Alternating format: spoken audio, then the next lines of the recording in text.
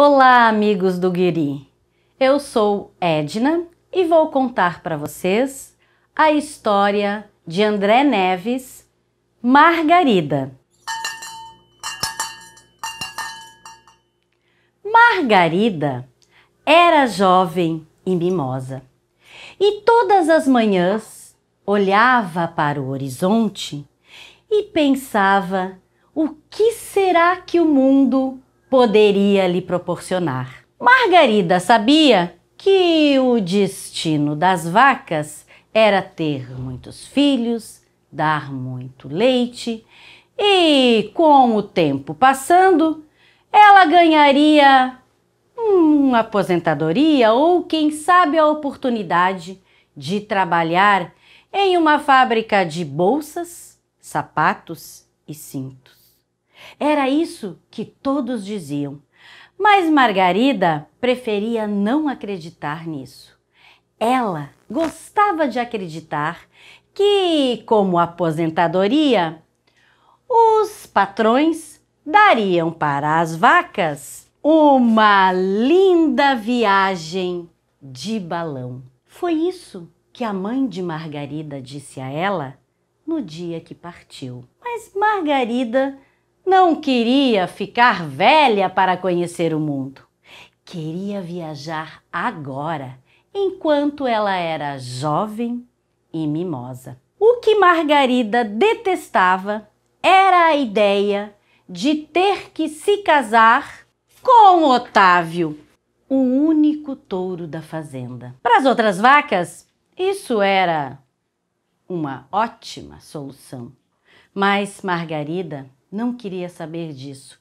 Achava ele um pouco presunçoso. E ela tinha certeza que lá no mundo, além do horizonte que ela via toda manhã, deveria ter alguém muito especial para ela. Então Margarida começou a conversar com os seus amigos da fazenda para descobrir como ela poderia sair de lá. E então ela foi conversar com Clara. Clara era uma galinha que conhecia a vida de todo mundo da fazenda. E Clara disse assim: "Quac, quac, quac, quac, quac. Margarida, deixa de ser boba. Lá no horizonte, depois que acabam os pastos, há uma cerca e você não pode sair. Esqueça isso, é bobagem. Fique aqui. Aqui é o seu lugar."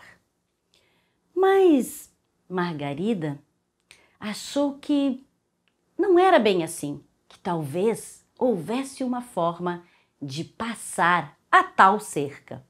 E aí ela foi conversar com a Cibele. A Cibele era uma mosquinha mequetrefe que vivia enfiada no nariz de tudo que era bicho. E Cibele disse: "Margarida, você precisa aprender a voar. Voe, Margarida!" A Margarida tentou, mas sem asas não tem como voar. Mas Margarida continuou conversando com os seus amigos. E então foi falar com o Caco. Era um coelho muito agitado que estava ensinando seus filhotes a saltar. E ele disse: "Margarida, salte, pule, você precisa aprender a pular. E aí você vai pular sobre a cerca." Margarida tentou. Suas pernas não conseguiam suspender todo o seu corpo, mas ela não desistiu. E então foi conversar com o Lui. O Lui era um camundonguinho que conhecia todos os cantinhos da fazenda. E disse para ela: "Ah, Margarida, se você fosse pequenininho como eu, se você fosse bem pequenininho, você fazia um buraquinho e passava por baixo da cerca." Margarida tinha certeza que pequena ela não era. E nessa história de dar palpites na vida de Margarida, até o Otávio quis se meter e disse: "Margarida, se você fosse forte como eu, você quebrava a cerca." Margarida achou esse comentário nada a ver. Ela continuou conversando com os animais da fazenda para achar uma saída. Alguém deveria ter uma sugestão aproveitável. Então, Margarida foi conversar com o Aurélio. O Aurélio era um jabuti que estava na fazenda há muito tempo e ele sabia de muitas coisas. Aurélio disse então para Margarida: minha amiga, todas as fazendas têm cercas, mas se você procurar bem, quem sabe você encontra uma porteira que alguém esqueceu aberta? Ou um pedaço de cerca quebrada? Mas você precisa procurar. Margarida achou que aquela sim era uma ideia, uma sugestão que valia a pena tentar. Então, de manhã bem cedinho, Margarida resolveu sair para procurar a tal cerca. O sol estava lindo naquela manhã. E Margarida foi seguindo pelo pasto até que chegou bem perto da cerca. Ah, isso já era maravilhoso, porque agora ela precisava encontrar um lugar para poder ultrapassar a cerca. E ela seguiu ao lado da cerca, foi caminhando. O vento batia em seu rosto e o sol foi esquentando cada vez mais e ficando muito quente.